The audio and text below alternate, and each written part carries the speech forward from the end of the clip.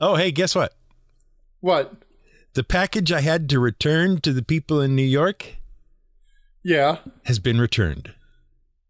To you? They received it today. Oh yeah. I thought that would just be the icing on the cake. No. That the return package got sent back to you. No. That entire ordeal is now over. What is that, a month long? No, it's not entirely over. I mean, there still is that Christmas package from the Postal Service that is still missing, but I've given up hope on that at this point. Right. That's gone forever. Yes. There is no hope. Yeah. So everything else is resolved. It's all correct. I even tested it by making an order the other day from Amazon, a small one, and it arrived safely and with no difficulties.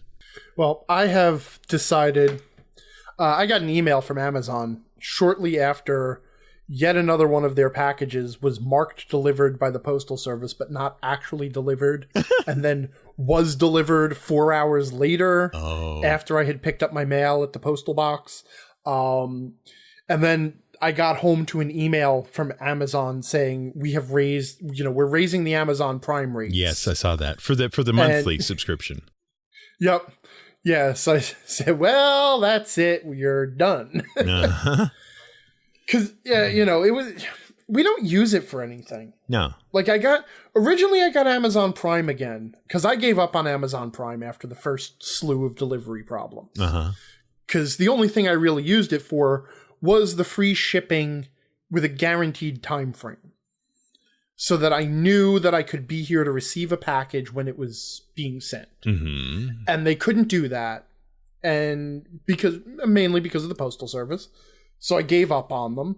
But then Twitch changed their paid streaming service. Right. To be integrated with Amazon Prime. Uh-huh. And it was the same price. I used to pay like $9 a month for Twitch Turbo or whatever it was. Mm-hmm. And it would be $10 a month for Amazon Prime. And I'm like, well, okay, I might as well. But now I've stopped doing the video game streaming thing. And they can't deliver on time. And we have the Amazon Prime Video, and there's never anything that we want to watch on it, and everything we want to watch, we have to pay to rent anyway. So, you know what? Bye, Amazon. Yeah, it's not such a big deal. I'm really deal. done this time. There's nothing for me in Amazon Prime anymore. It's a scam. Right. We'll just pay for shipping. Okay. That's fine.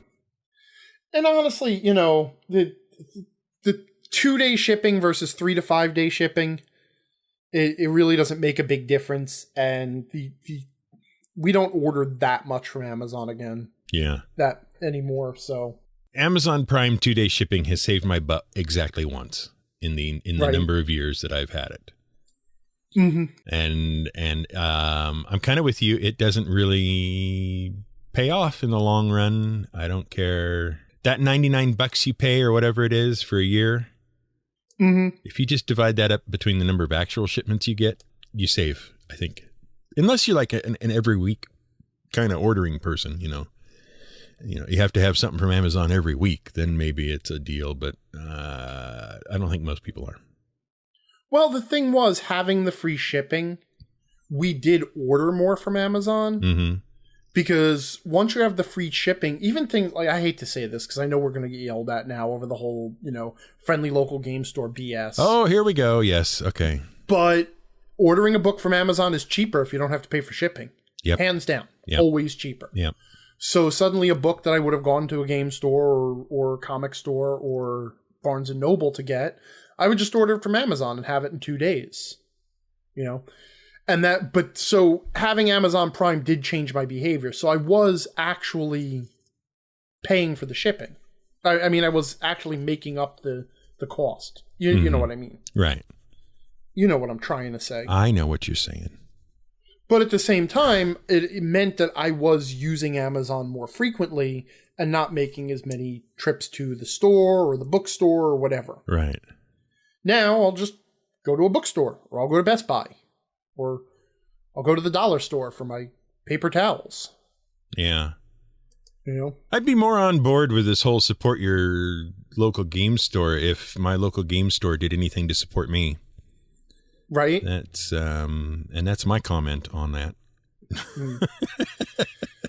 I'll wait until we get the feedback on it to give my opinion. Oh, okay. Okay. I am going to say this.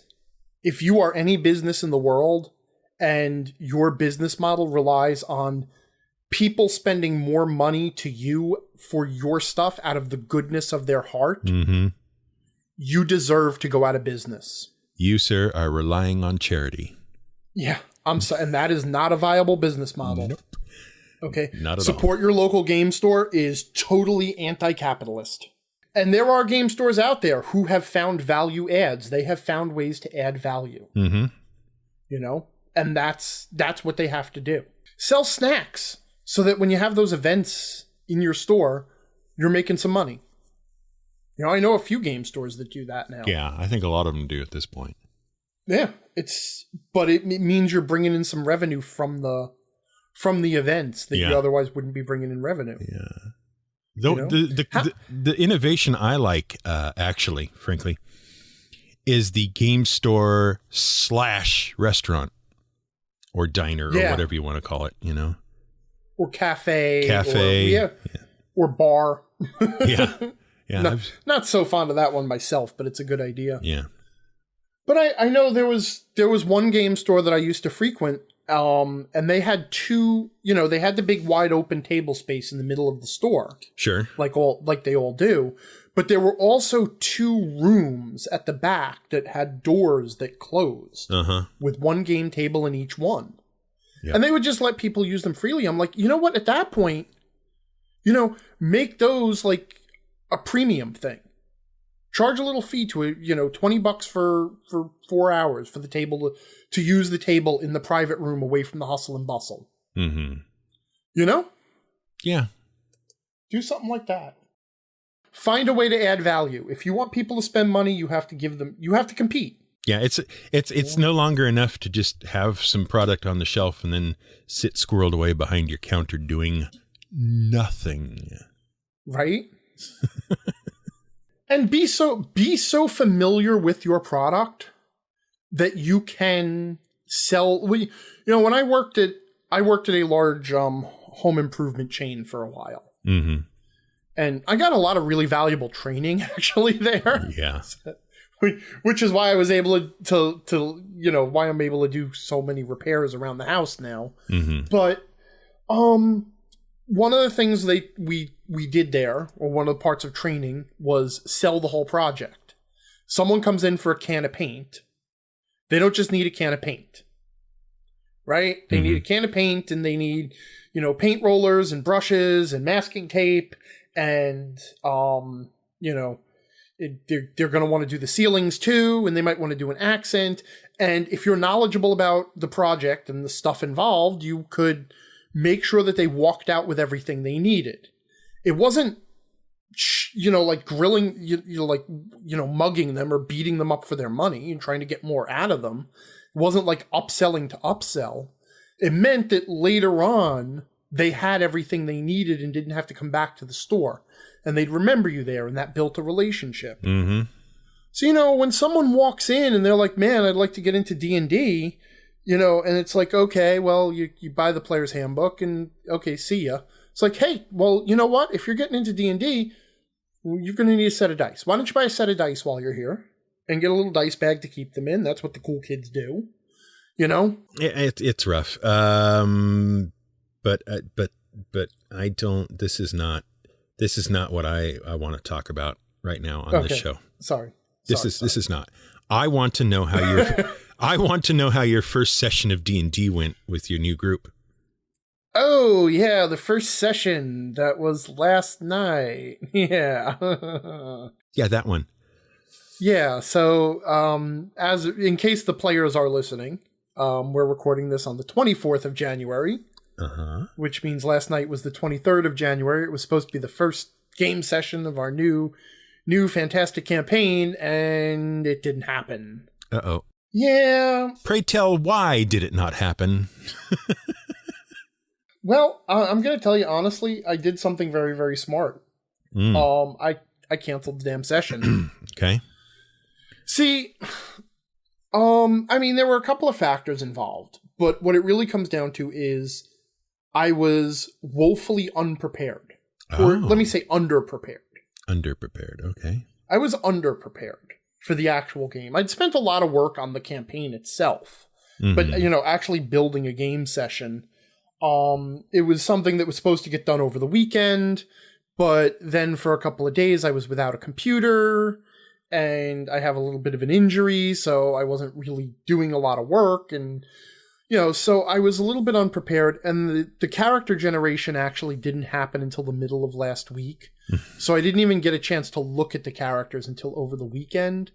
And they made really interesting characters with a bunch of details that connected them to parts of the world that I had created in the campaign. And looking at it, I'm like, man, I'd really like the opportunity to incorporate some of this stuff into the first session and, come up with something a little stronger. Now, I probably shouldn't admit this, but I go into more sessions than I care to admit underprepared than I probably should. I've never started a game that I felt I was totally prepared for. Never. I'm not even talking about starting a game. Yeah. It's just my general habit. I rely a lot more on improvisation than people probably believe I do. Mm-hmm. And so if I don't have enough for a game, I throw together what I do have and I'll wing it, and it'll be just fine. But I'm really excited about this campaign. The players are really into it. We built a strong world. They built good characters. And for all those reasons, I looked at it and said, I could wing this, but I want to give us the strongest start I possibly could. So I went to them and I said, hey, listen, here's the deal. If you want the game, I'll do the game because I can, but here's how I'm feeling now, and I'd really like another week. So we're going to start next week. Well, I guess if that's what you have to do to run a good game, that's what you do. Everybody has those nights where they're just not feeling it, or when they know that the game, it's when a player sits down at the table, if they're in a crappy mood, the game can put them in a good mood. Mm-hmm. Right? Usually. So it depends on the player. But when the GM comes and sits down at the table and they're not in the mood and they're not feeling it and they're struggling, they're more apt to just wreck the game for everyone that way. You know what I mean? Yeah. It's really, the GM sets the tone for the table. So, even though I could have gone in and winged it, and it would have been fine, I'm sure it would have been fine, I would have known that it wasn't my A game and it wasn't what I wanted to do. Mm-hmm. And there's a chance that would have come out, or, at least been something that sort of the players were subconsciously aware of. Sure. And, there are times when the smartest thing you can do as a GM is just say, if I run this game, it's not going to be a good game, or it's not going to be the best game possible, and I should quit. Or not quit, but I should cancel.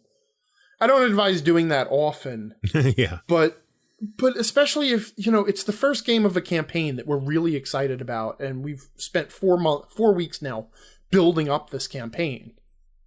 I really want to give it the strongest start possible. So that's where we're at. And of course, by the time this goes out, those players will actually have had a couple of games now, and they can decide whether or not the extra week was worth it or not. Sure. I'll let you know next week. Okay. All right. Fair enough. I have an idea for a thing I want to do. Okay.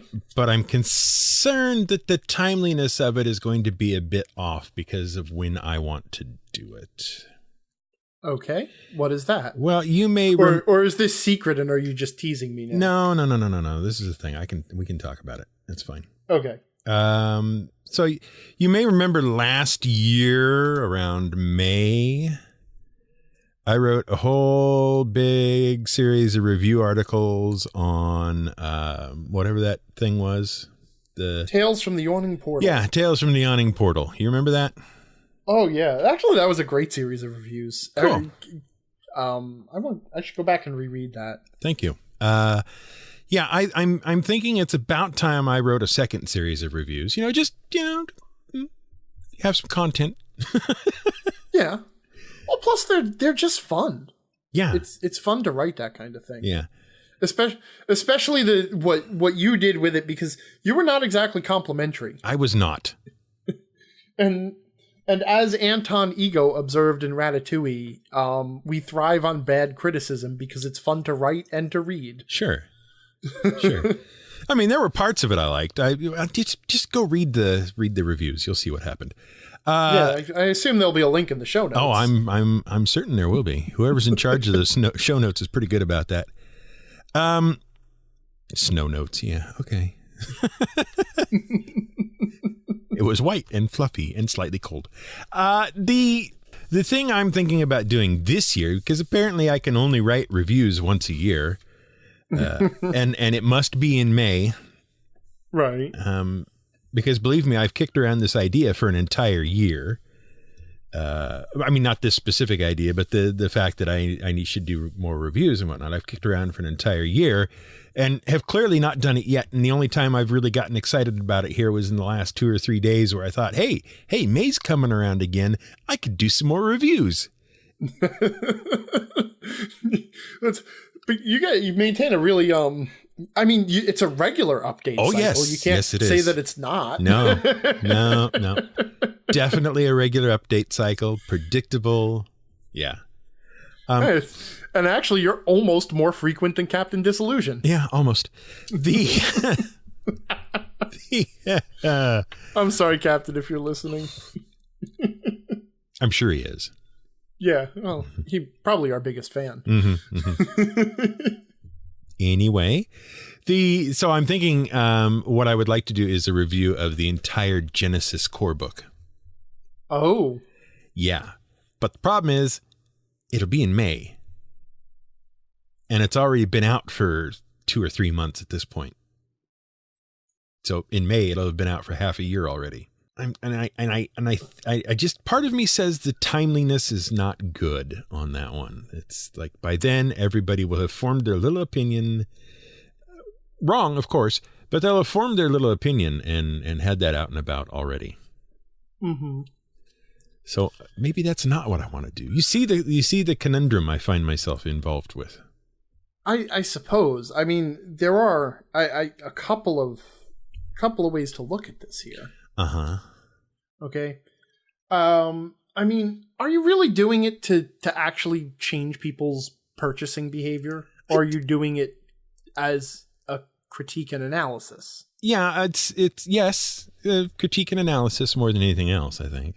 I mean, there's a certain element. There's a certain element of wanting people to, hey, I really like this, man. Go out and pick it up, or I really hate this. Don't leave it alone. Don't buy it. Don't encourage them to make more. How dare you? That kind of thing.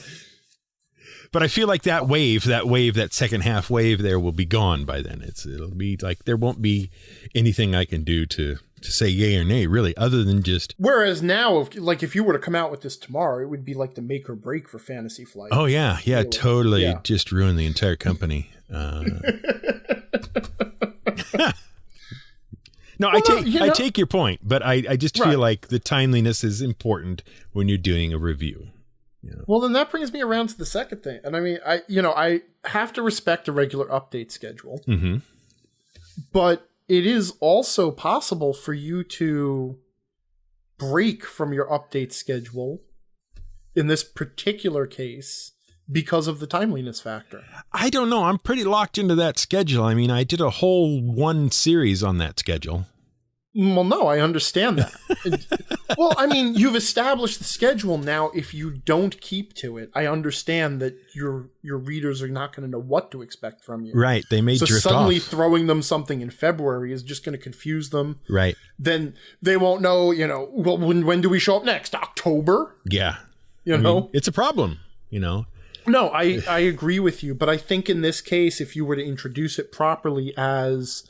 this is something you didn't want to put on your normal update schedule because you wanted it to get to your viewers in a timely fashion, or your readers in a timely fashion. Then it becomes sort of like, don't worry, the update schedule is still solid, but I'm doing this one early for you. I see. Right? Yeah. There is one other complicating factor. One other. And that is that the first supplement we know about for Genesys is in that second quarter of this year. Right. Which I think we're safe in saying means June sometime. Mm-hmm. So it could be that putting out the system review in May sets everything up very nicely for June. Oh, that is true. And that would let you keep to your update schedule. Yes, it would.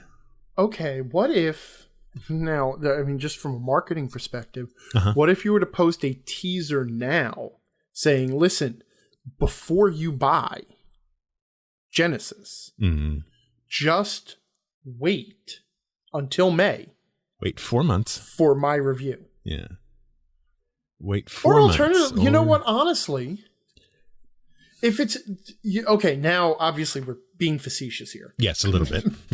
But to be totally serious, why not throw out a first impressions? Well, we did. Throw out a short... No, I know we did. But I mean, throw out a short form readable review that hits just the highlights, say 2,000 words, that's to basically buy, don't buy, is it worth it?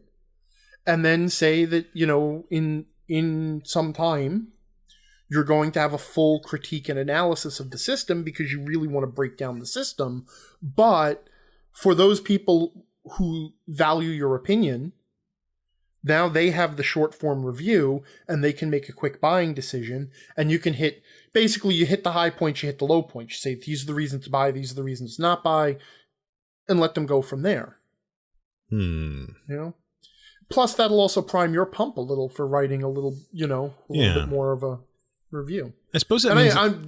I actually am being serious there. That's not... Yeah, I suppose that means I'm actually going to have to read it then, between now and then. Yeah, you should probably. You think?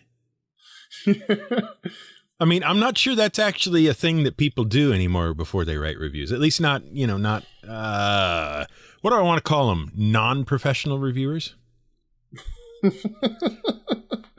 People who are not paid specifically to review things by an organization. If that is the criteria, then yeah, no, because even the people paid to review things by organizations these days are a joke. Mm-hmm. Have you ever watched Video Game Donkey? Yeah, I did. He's a thing. I love his stuff. I know people are going to make fun of me for loving his stuff, but he actually had a really good 8-minute video talking about the concept of reviews. Yeah. And video game reviews specifically. I think we've referenced it before. Have we? Yeah, I think so. A few episodes ago. But go ahead, continue on. People should go watch it. People should go watch it. Because although it's funny and snarky, he actually does make a lot of really good points. Yeah, absolutely. About both the good and bad of reviews. The thing is, I don't understand. Now, I know this works differently in the video game world, okay? Mm-hmm. But I don't understand how it is that people of a variety of degrees of professionalism, shall we say, sure, manage to review a product within the 2 or 3 days of it first coming out. I don't understand how that happens. Not in video games, I understand they get advanced copies, the people who have enough big enough audience, blah, blah, blah, blah. But nobody, maybe Tom Vassell, maybe a couple, 2 or 3 others, have enough audience, really, certainly not in the numbers that I see reviews within 2 or 3 days of, have enough numbers in audience to get advanced copies of all this stuff. Well, are we talking about role-playing game products now? Yes, we are. Okay. I guess. But then the question is, do you really need to read every word? Yes. Really? You think so? I do. If I could not possibly review, say, Dungeons & Dragons 5th edition without reading absolutely every spell description. No, you couldn't. See, I would disagree with you. But what if you miss that one spell that is absolutely awesome?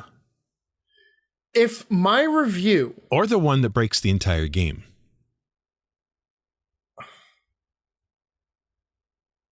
Well...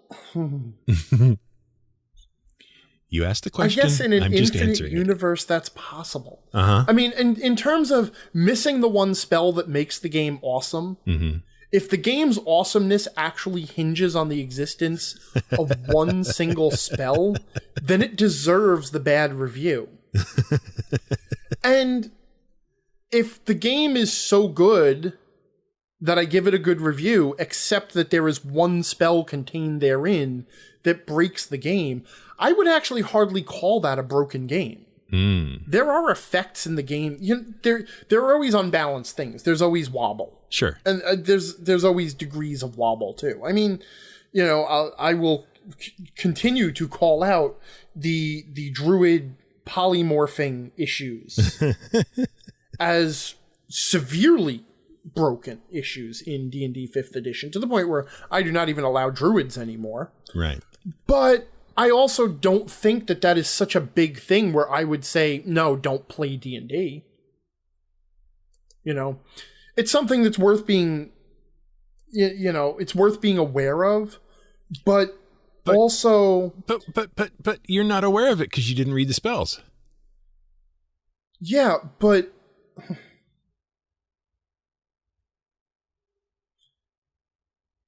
Okay. All right. You know what? But see, here's how I would approach that then. Because, first of all, I think the important thing is to be totally honest as a reviewer. Uh-huh. Okay? So the first thing I would come out and say is, now listen, I didn't read all of the spells. Right. When it comes down to the magic system, look, these are the broad strokes of the magic system that I'm reviewing. I didn't read every spell. I fully accept there could be something awesome or terrible in there. So take this with a grain of salt, but here's my impression of the magic system overall. And the general power level of the spells and stuff like that. And see, I wouldn't have a problem with that if you were upfront with that in your review. If you said, I did not read every single syllable of every single page in this book. I didn't do that. I didn't read all the spells or whatever. If you said that up front, not a problem. Then I know where to place what you're saying in terms of its value to me, right? Right. But my problem is not everybody does that. And those are called bad reviewers. And nobody really tells you they didn't read everything. Right. Again, but like I said, Donkey called this out. Mm-hmm. He was very clear about this. He was very important that a reviewer needs to be honest about two things. Number one, how they engage with the product. Number two, they also have to be clear with their own personal opinions. Okay, and he gave a really good example. Okay, he said, if I have been clear that I hate anime and I hate turn-based role-playing games, okay, and then I say Persona 5 is the greatest game ever and you have to play it, that tells you something, that it transcends its own genre. And that's why, like, a reviewer has to have enough of their self in their review so that even if they give something a bad review, you can read it and be like, this reviewer, he hates steampunk and he's calling this thing out for a lot of steampunk elements. And he mentioned the steampunk elements, they actually really sound awesome. I probably really like this. Just because someone gives a review you disagree with doesn't make them a bad reviewer. Mm-hmm. The fact that you know from reading the review that you would disagree with the review actually makes them a good reviewer.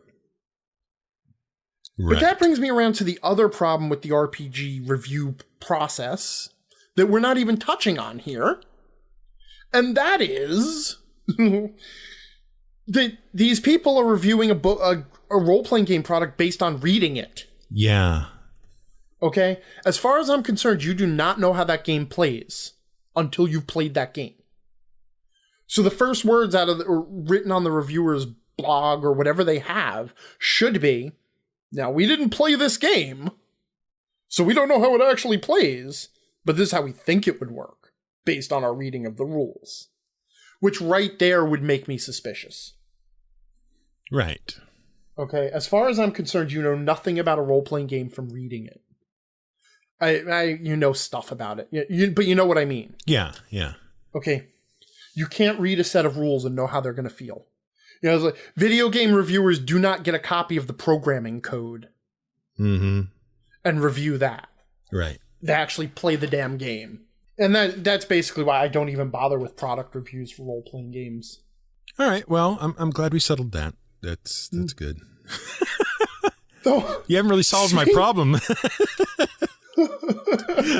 Well, I think I did actually post a teaser review of first impressions, give your recommendation, and then sit on the, take your time on the long form. I'm sure the listeners will be more than happy to help me decide what to do.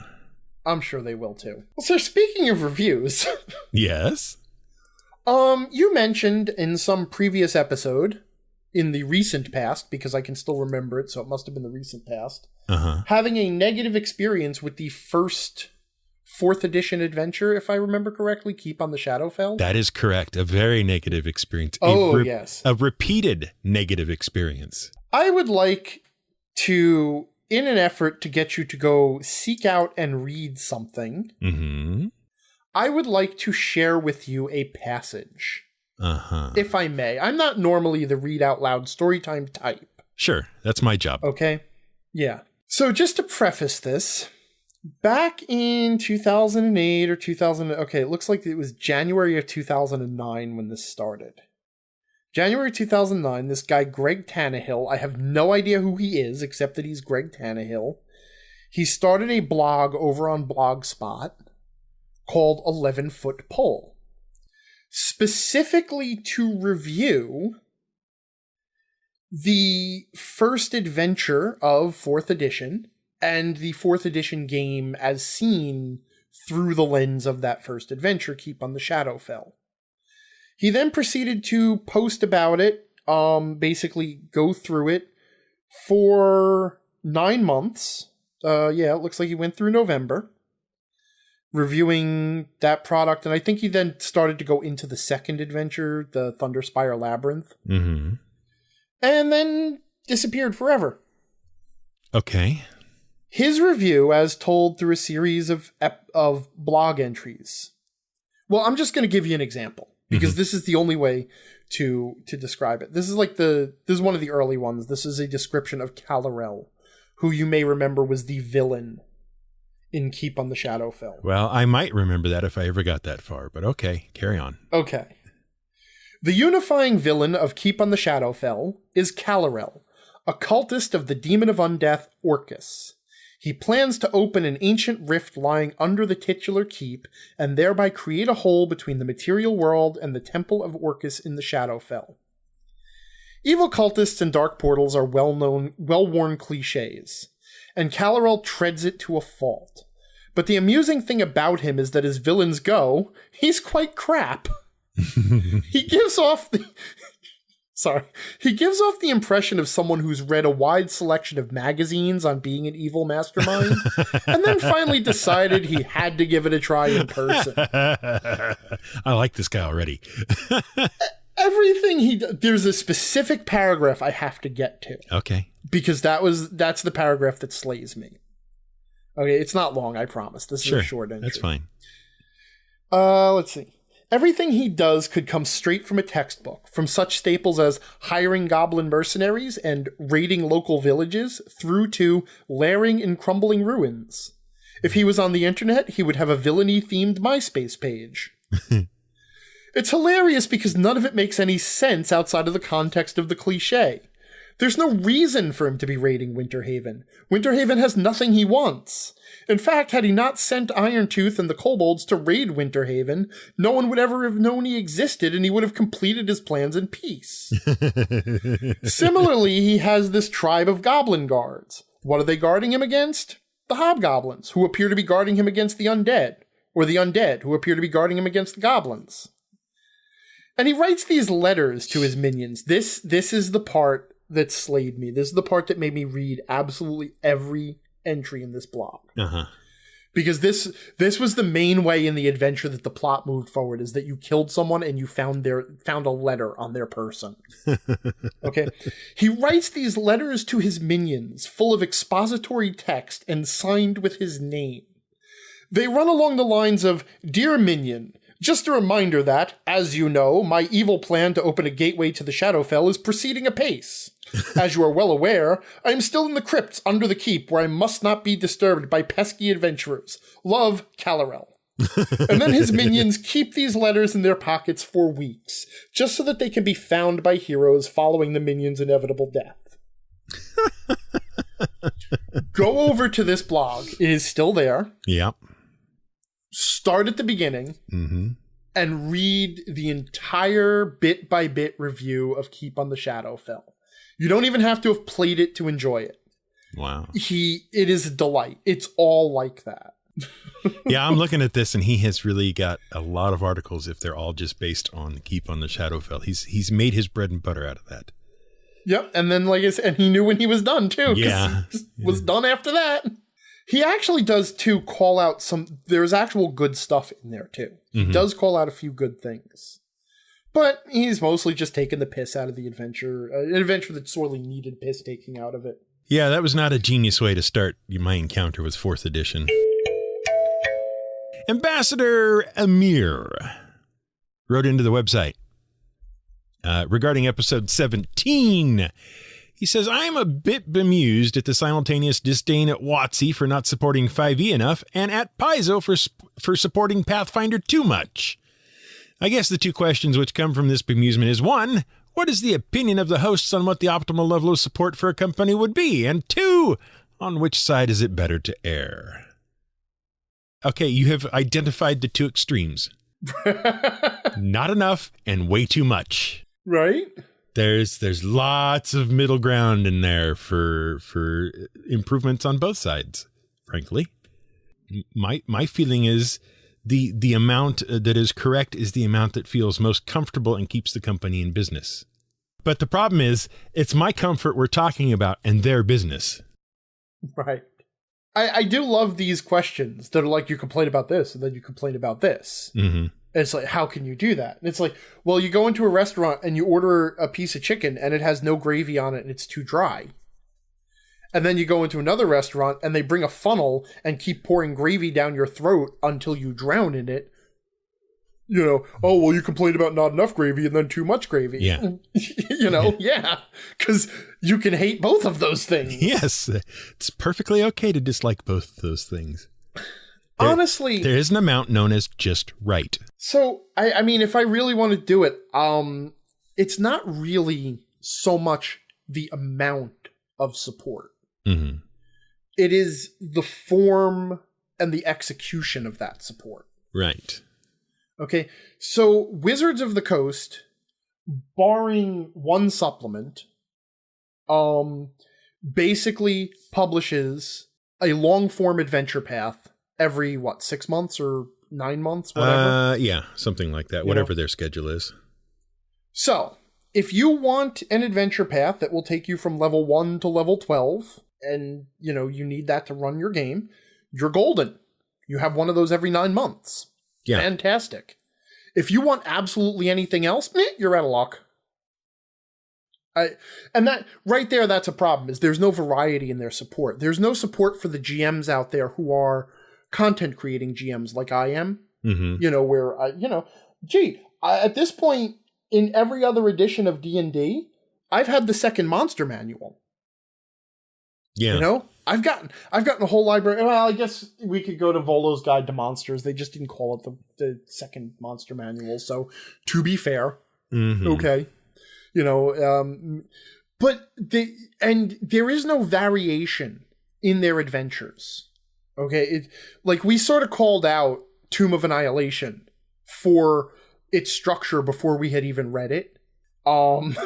Yeah. And they're all structured the same way. So, I mean, that's neither here nor there. It's fine. You get a sandbox, you get a few dungeon crawls, and that's neat. And they're very open-ended, and that's neat too. But there's no variety there. There's no short-form adventures. There's nothing published that I could insert into a campaign because I need just something. And I guess you could say, well, they do have the DM's Guild, which... yeah, I guess that's fair too. So, maybe we are being a little bit unfair to 5th edition. But as far as what's officially coming out of Wizards of the Coast, There's very little variety to it, and what's there is, it's very anemic in what's coming out. And as far as, like, Xanathar's Guide, that was a grab bag. There was no theme to it. It was just, here's a pile of stuff. And I almost, to the point where I'm almost insulted that they wanted me to spend money on that project. Because it really did, the more I looked through that product, the more it felt like they just swept stuff off everybody's desks, put it in a box, and said, here, buy this. Okay, there was no real thought to it at all. And people do not have a right to be as happy with that product as they are. And if you like that product, you're bad, and you should feel bad. But Pathfinder, of course, they not only do they support their product a lot, but there is a great deal of variety in their support. They do adventure paths, but the adventure paths are also divided into short adventures. And they do also publish short-form adventures. And they publish player option books, and they publish DM option books, and they publish campaign books. So there's a lot of stuff there. The biggest problem with what Pathfinder does, and I don't... Yeah, see here, this is where it gets tricky, because how much of this is the community and how much of this is Paizo. And that is, there's no like limit. There's nothing in Pathfinder that says, yes, all of these options are available, but you really shouldn't try to use absolutely all of them. That's number one, and that, quite frankly, I will blame at least some of that on Paizo, because Pathfinder Society is set up to encourage that kind of a thing, where you draw on as many different options as you can. But on top of that, so much of what Pathfinder does is they've reached a point now where they're cannibalizing themselves because they're rendering their own options obsolete. They have so many different types of classes and ways of picking a class that it has rendered all the previous classes obsolete. And they know it too. I mean, that's why they have to keep republishing their types of classes. Mm-hmm. Because if you played a core... You could not go to Pathfinder Society now and play a vanilla core rulebook only Pathfinder character. I'm sorry. The players at the table would beat you up for it. They would beat you up with all of the supplements you didn't use. Yeah. And you would be a weak character. So it's not so much that Paizo has Paizo has over-supported it. They have reached a point of cannibalization. Whereas 5e has no variety. They're not cannibalizing things, God bless them, but they also don't have any variety in the products they're releasing. They're not releasing anything for me. I like to build my own adventures. Where's my book of magic items? Where's my new book of monsters? I know, Volo's Guide. Where's campaign setting stuff? Where can I have a world without an adventure in it? Or a world, can I have, like 4th edition had the Delves book, right? Here's a collection of 30 short adventures to do. I mean, they were all little dungeon crawls, but there you go. There were variety. And quite frankly, Wizards also promised us that they'd be adding more to the rules. They talked about this modular play. That was one of their big selling points. Well, you got your Sword Coast book. What do you want? What even is in the Sword Coast book? It's a couple of backgrounds. The Sword Coast. It's a gazetteer. Okay, fine. So I have my one setting book. In 4 years or 3.5 years, I've got my one setting book, my one monster book. And that's it. And 9 different HD remasters of old adventures. Yeah. So yeah, I don't like either one. As far as which side would it be better to err on? Better to err on over support. Not for a business. I mean, you don't want products nobody's buying. But you know what? Actually, that is the problem then. Because from a business standpoint, under supporting is the better way to go. It's always better to leave your customers wanting more. And it costs you less. Over supporting gets expensive, and it fatigues your customer base. So I guess of the two, Wizards of the Coast is the smarter business, but I will never actually utter those words. But there's a lot of reasons why I would not call them the better business. Yeah. Wizards would be all right. They could keep the same release schedule that they've got if they would just release greater variety of things. From a business standpoint, they've got to keep releasing stuff. Mm-hmm. Because, they need to keep the lights on. Yeah. And they need to, in 2 more years, they're going to have to start paying for the development of 6th edition.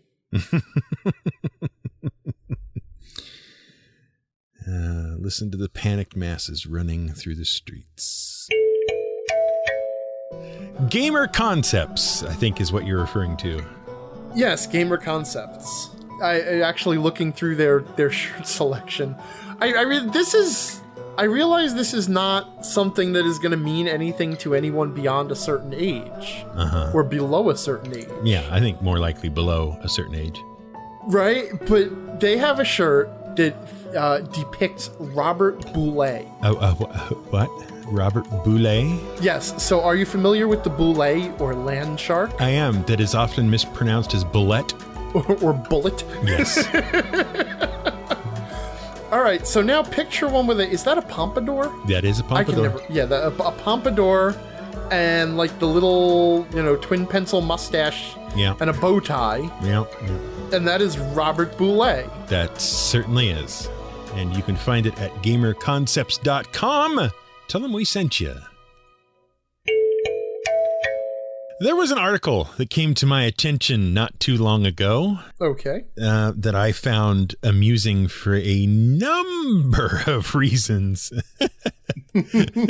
This article is at geek.com, which you think would lend it some level of credibility and or at least geek cred, right? Just being at geek.com. I don't know. It's got 708 shares. Yes. On the internet. Yes. What does that make it in terms of geek?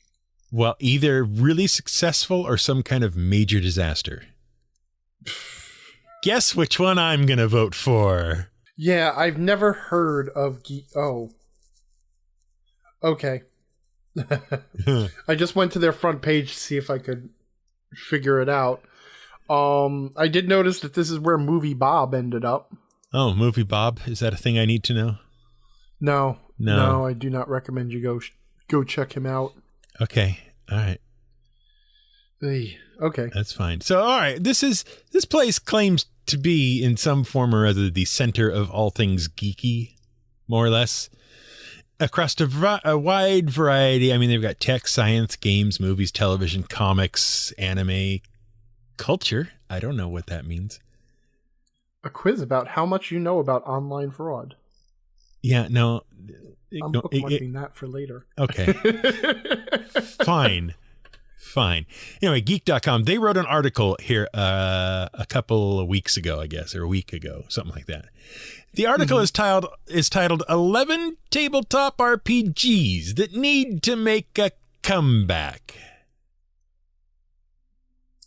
Now, before we dive into this list, I have to ask you, what does that headline mean to you? That this is clickbaity bullshit. I'm sorry. I mean, really. How about anything it's a list. It's a list article. We came up with a list of things. Here's a list of things. Okay, all of these articles could just be called 10 things that we're going to write in this amusing list.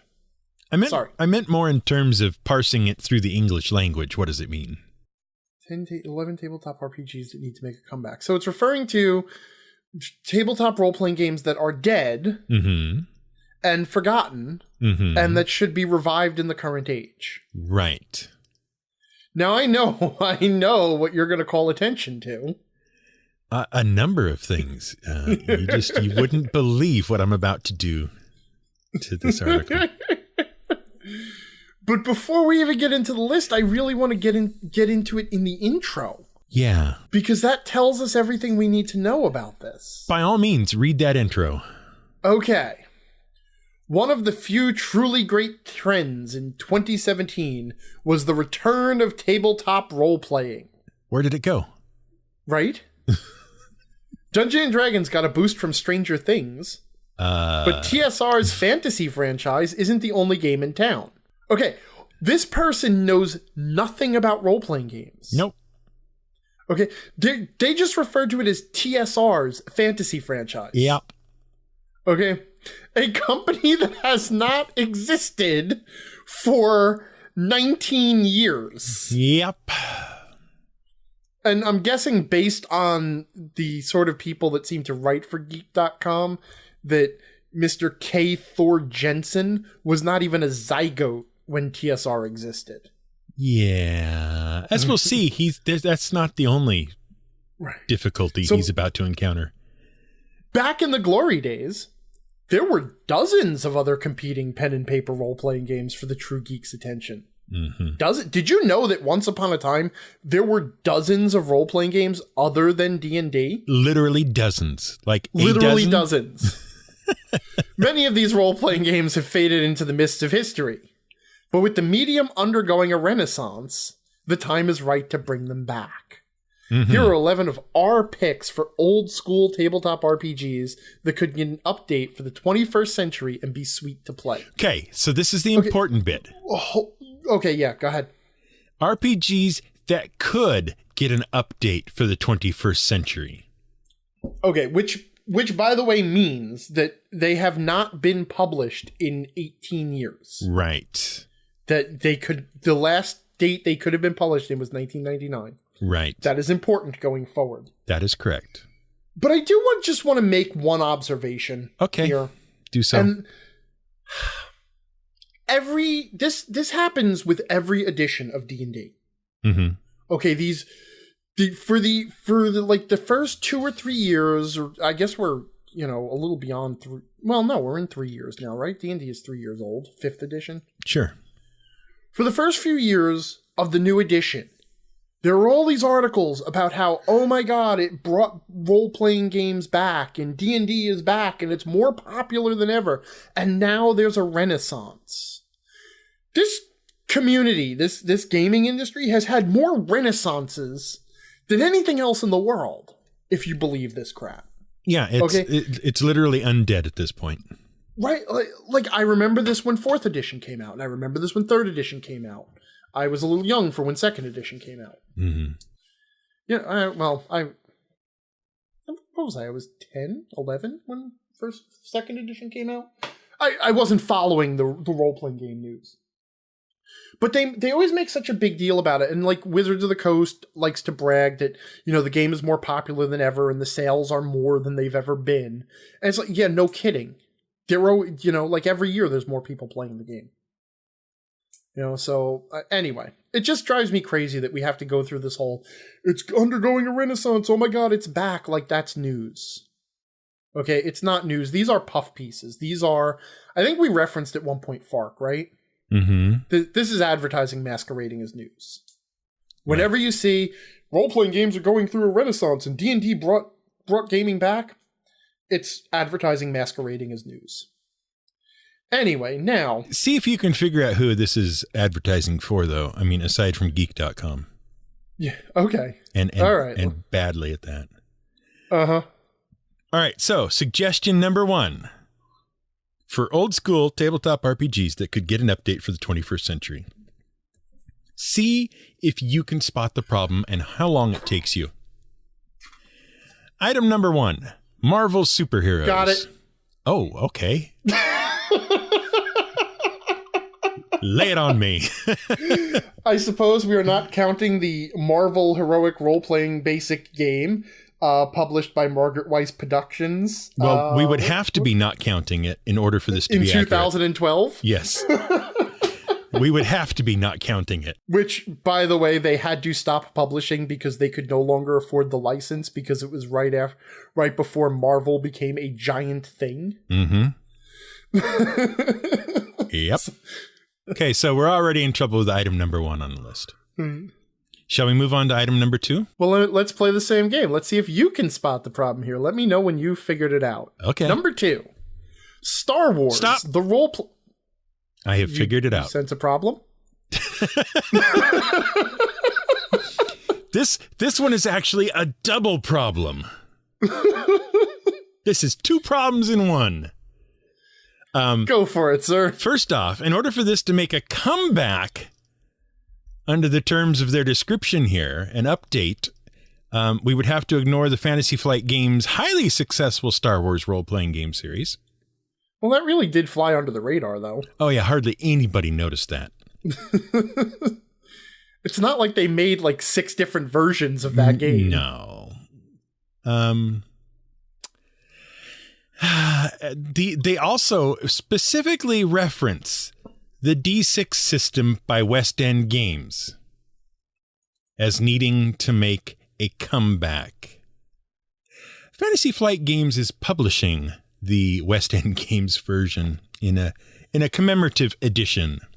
But is that being updated for the 21st century? No, it is remaining in its former glory, apparently. You know, and I was about to call out the West End Games thing, but I just checked the date. Uh-huh. Because there was a second publication of it. Mm-hmm. And it went out of print in 1999. I was going to call it out because I thought it was beyond 2000. Well, I mean, if we ignore the Fantasy Flight system, it's still inaccurate because WotC did two and a half different Star Wars RPGs.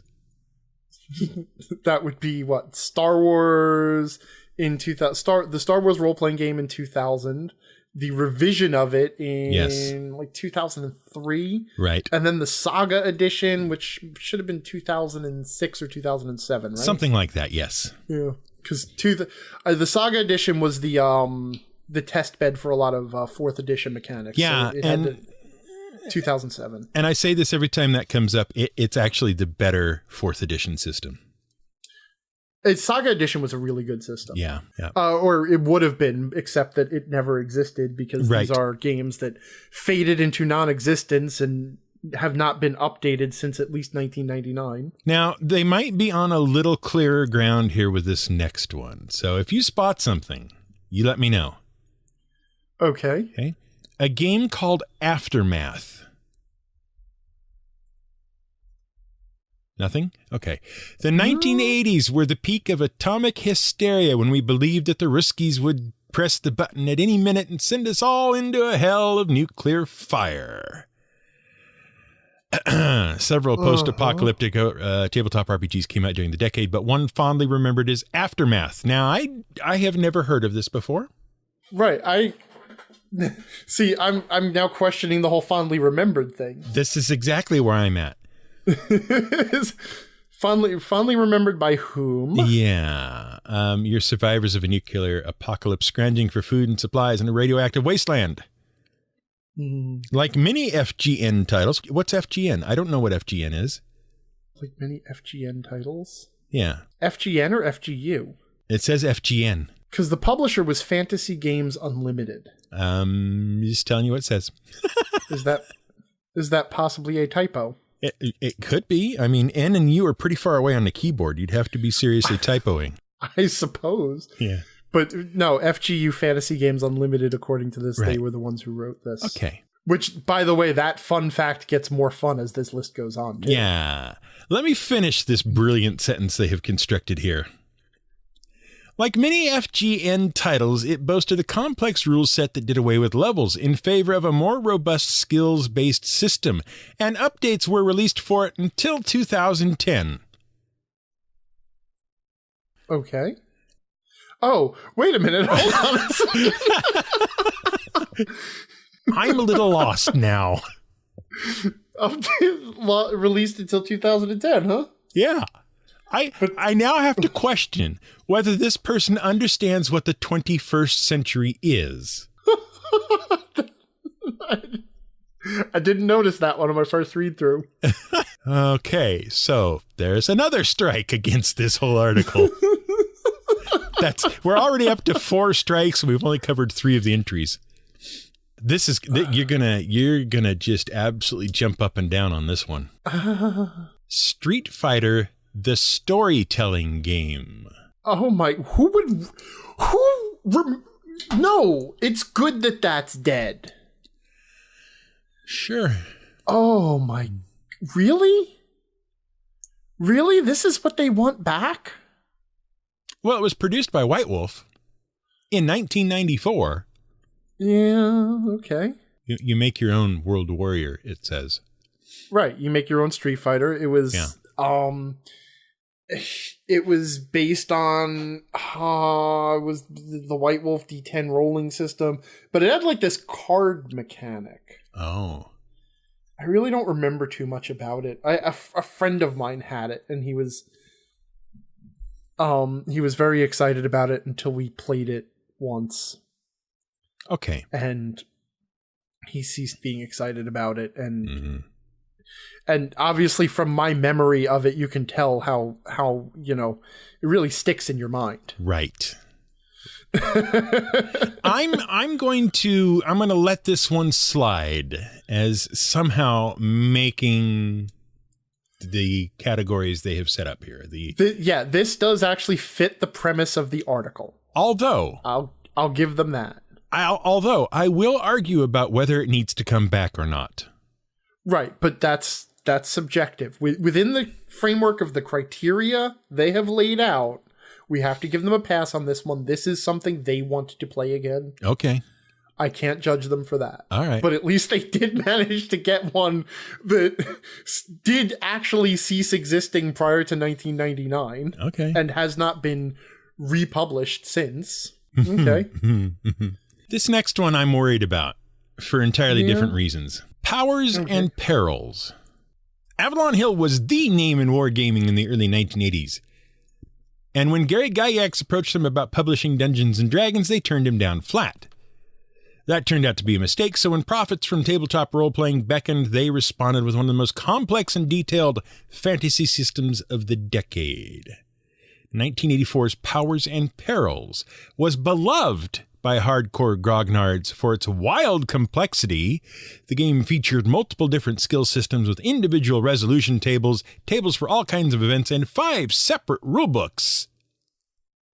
It was a commercial failure, but we'd love some enterprising soul to make another run at it. And I have to tell you that the picture for Powers and Perils appears to be the cover of one of those books titled Book of Tables. It's a very interesting fun fact, by the way, about Powers and Perils is yes, that sir? Much of the art was apparently plagiarized from Frank Frazetta. Oh, nice. Apparently that was a thing. Nice. The game failed. Uh-huh. Right. I mean, it failed on every level. Yeah. It did not outdo D&D. It was tremendously expensive. Mm-hmm. Like I ended up looking into this one. I almost brought it up in an episode of Word of the Week, I think, when I was talking about the history of D&D because of the Gygax trying to get Avalon Hill to publish D&D. But anyway, yeah. So, it was an utter commercial flop. I am prepared to place serious money on the fact that K. Thor Jensen has never played Powers and Perils. I'm fairly sure that he has never played a role-playing game. Well, in particular, this one. Mm-hmm. And yeah, because he would have been less than too young. His parents would have been too young. Yeah, right? I was too young. Anyway, moving on. You know what? If they had dropped Marvel and Star Wars, this could have been 10 role-playing games you probably never heard of. Or 10... Yes and no. And it would have exactly the same damn impact. I'm feeling like this list is going to come up short of even 10. All right, let's keep going. Castle Falkenstein. This would be by R. Talsorian Games in 1994. Dispensed with all the rolling in favor of using a standard deck of playing cards to resolve randomness. A pseudo steampunk world, Victorian era, with anachronistic technology mingling with elves and fairies. The card mechanism is interestingly complex. with different suits used to accomplish different actions. And it was a breath of fresh air in the grim, White Wolf-dominated RPG world of the early 90s. Dear Mr. Scott. Yeah. Could you please clarify the phrase, White Wolf-dominated RPG world of the early 90s?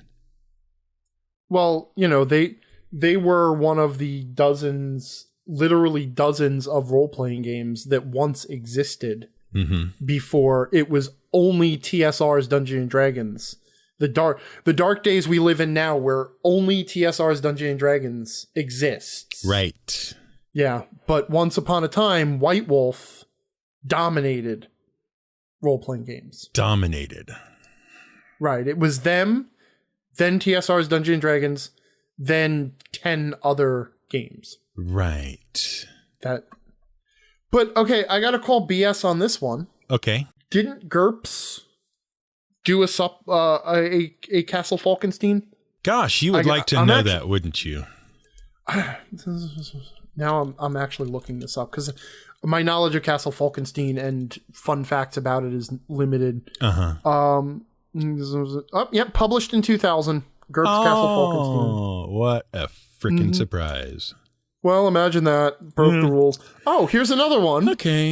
This is on the Source of All Knowledge. Yes. In 2016, Fat Goblin Games signed a deal with R. Talsorian Games to produce new supplements for Castle Falkenstein. How nice. The first of these supplements, Curious Creatures, was published in October 2016. Okay, so additional supplements, Adventures, follows, and are continuing to be released. Well, then we have to, by rule, cross off Castle Falkenstein. So what do we have one right now that we let them have? We have 1.5. Okay. We're sort of giving them powers and perils. Yeah, we have to. We have to give them Street Fighter. Yes, Street Fighter and powers, sort of powers and perils. Okay. Yeah. Next on our brilliant list of brilliant things that need to come back, absolutely positively, no doubt, Over the Edge. No? Not familiar to you? No, that one does not ring a bell. Looking at that art, man. Yeah, it's... Is that two rabbits wearing straw backpacks assaulting a dog with lightning magic? You're too far down, sir. Oh, okay. You're right. Oh, I'm sorry. We'll get to that. Oh, okay. But yeah, no, this is that art. Yeah, I know nothing. Okay. All right. It says it was thematically and mechanically interesting, and it takes place on an imaginary island called I M SMRT. There's interlocking conspiracies. Yeah, this was a perfect venue for an enterprising and imaginative DM to really go crazy.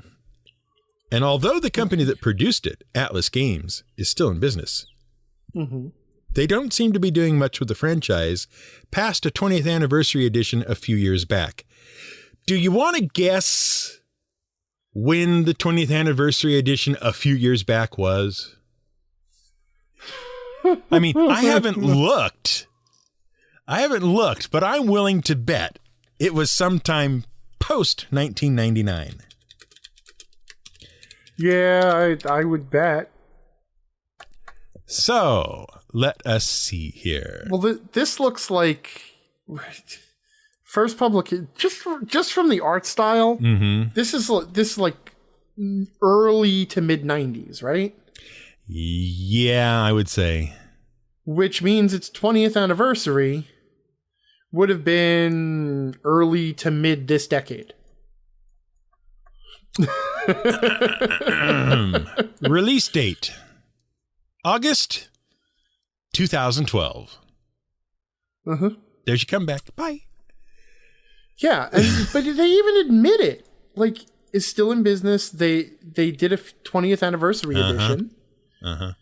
So it's been updated. I mean, maybe not. If it was just like a reprint. I don't know.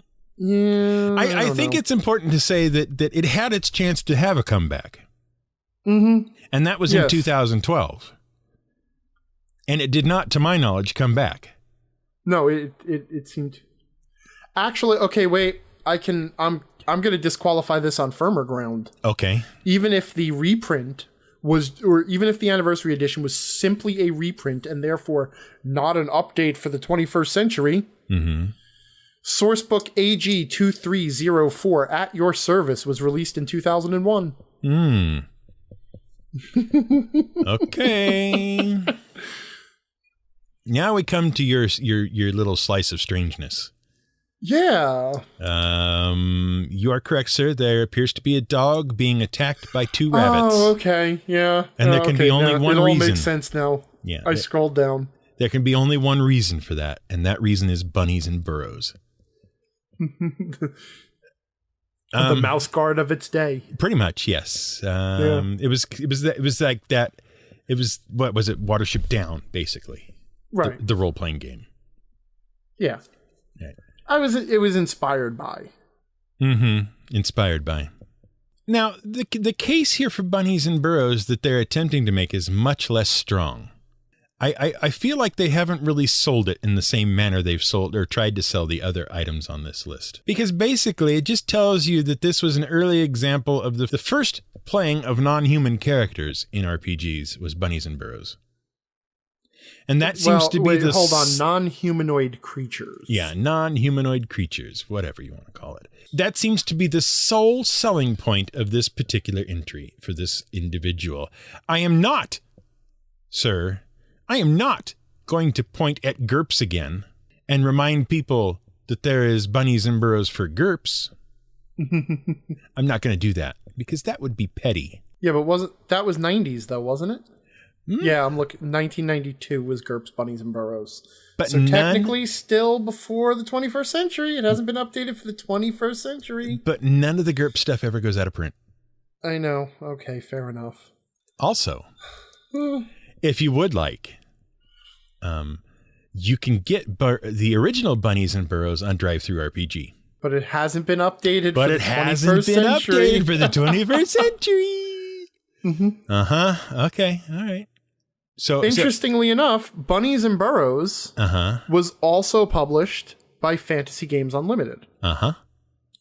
Like Aftermath. Speaking of games published by FGU, the next entry on the list was also published by FGU. Oh, Bushido. 1979.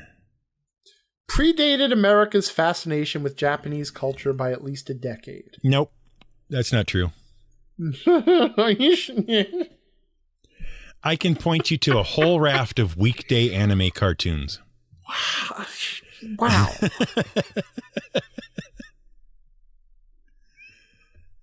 You take on a variety of roles in a fictionalized Nippon, from Yakuza gangsters to shadowy ninja and Taoist magic users. One thing that made it interesting was its extremely hierarchical structure, where loyalty and honor were just as important as successful dice rolls.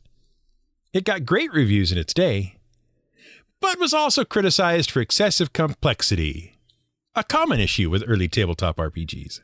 I mean, okay, I guess I have to give you that one because I've certainly never heard of it. No, I knew nothing about it, and I'm just looking at it on the Wikipedia page I'm now fact checking them. Basically, we're scoring this article, and yeah, I can confirm that it is completely within their standards for this article. Okay, so they get a pass on that one. That's fine. Yeah. Good for them. Gary Gygax liked this game, apparently. Oh, that's nice.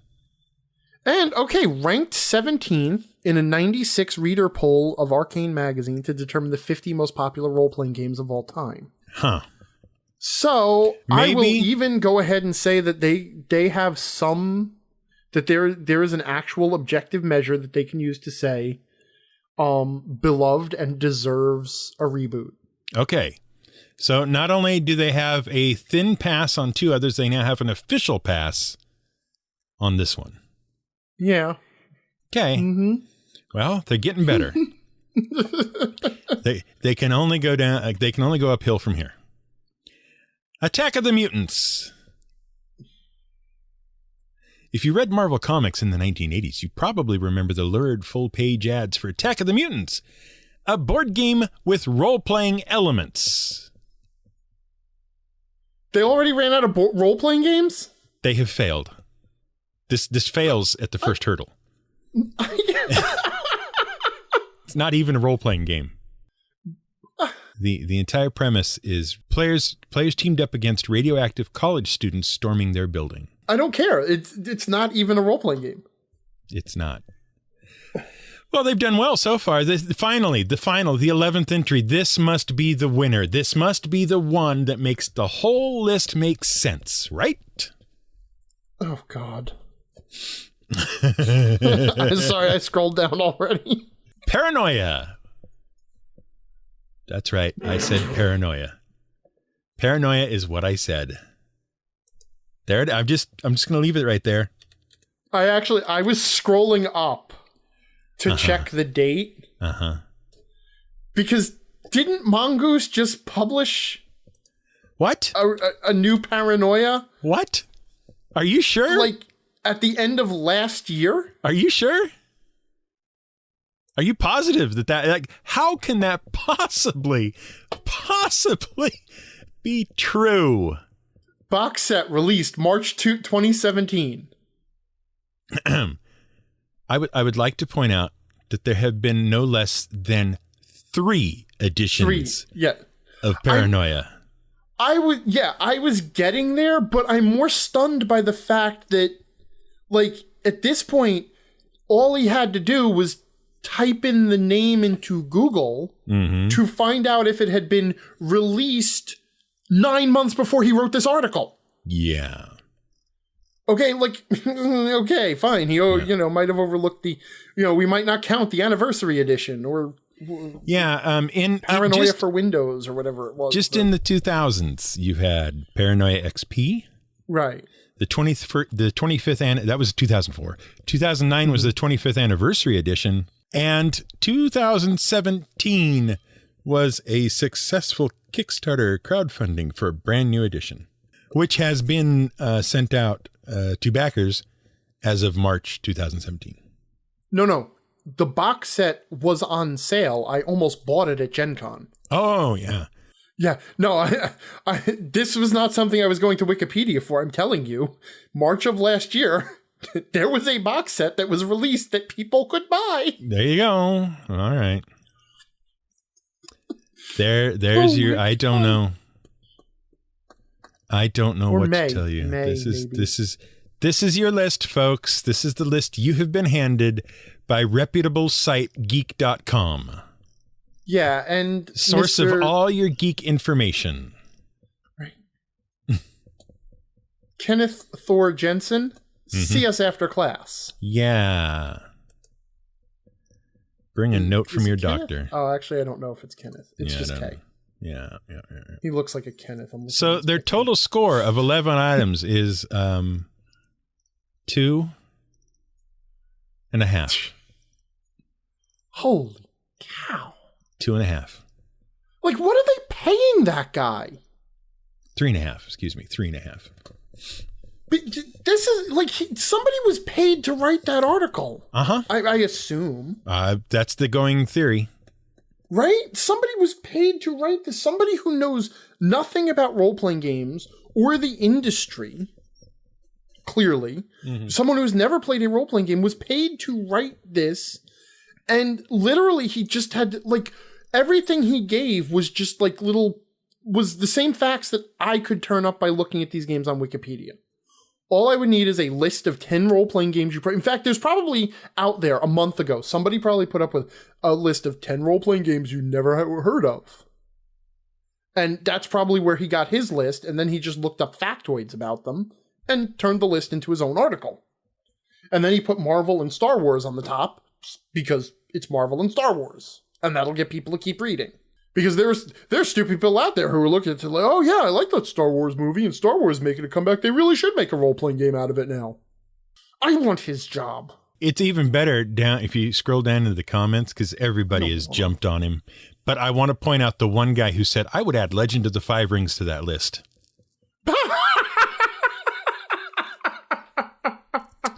Legend of the Five Rings, which has a new edition coming out, courtesy of Fantasy Flight Games, announced middle of last year.